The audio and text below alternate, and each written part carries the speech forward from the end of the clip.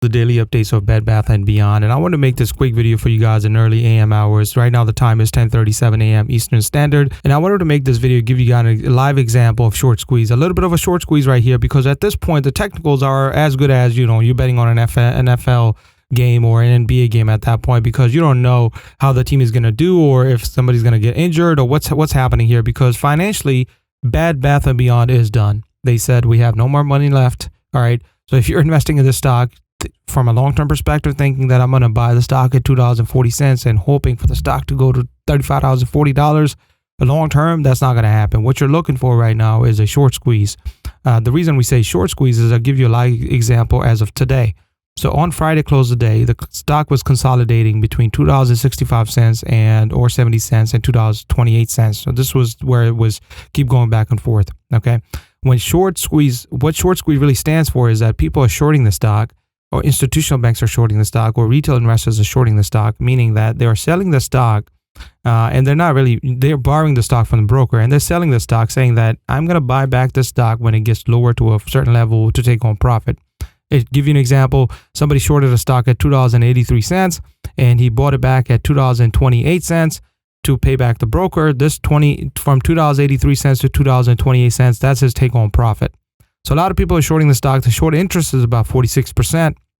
Now, what happens in the morning is you have a green candle comes up, right? Let's say some institutional bank comes in and is trying to manipulate the market. Smart money comes in and they buy like 648 shares of this company, pushing the price up. Now, the person who has shorted the stock at, let's say, $2.48, he's going to cover his losses. He doesn't want the price to go even higher because he's going to even lose more money because he has to buy the stock back from the market. Whenever the stock purchase happens, it pushes the price even further up higher.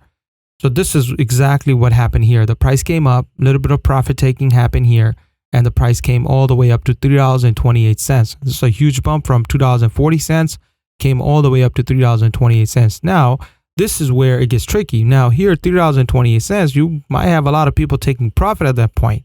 If for example, you had purchased a stock at $2.40 and it gets to $3.28, you in a heartbeat you will sell all your shares, because you know this is a falling knife right now. If you catch it, great. If you don't, you're getting slit. So 3.7 million stocks were sold. Now it's consolidating. Again, there's a resistance right here. This is a support, but these technicals, I wouldn't just go off of the technicals at that point. I would go off of the momentum right now, like price action.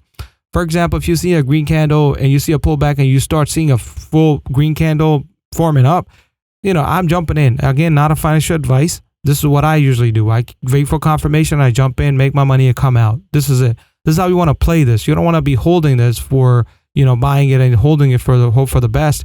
You got to go in steps, purchase it, sell it, purchase it, sell it, wait for a go up, wait for a go up, sell it, comes down, buy it, go up, sell it. You got to do it like this to make that money.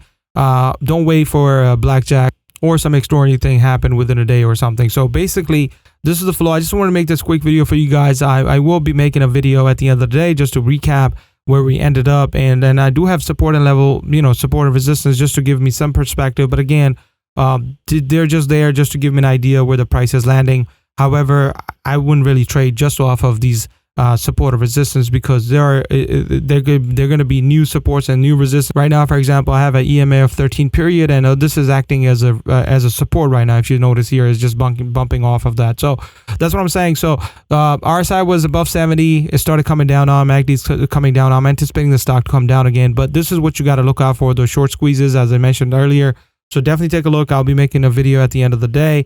Hope you guys have a great rest of the day. I'll talk to you guys at the end of the day.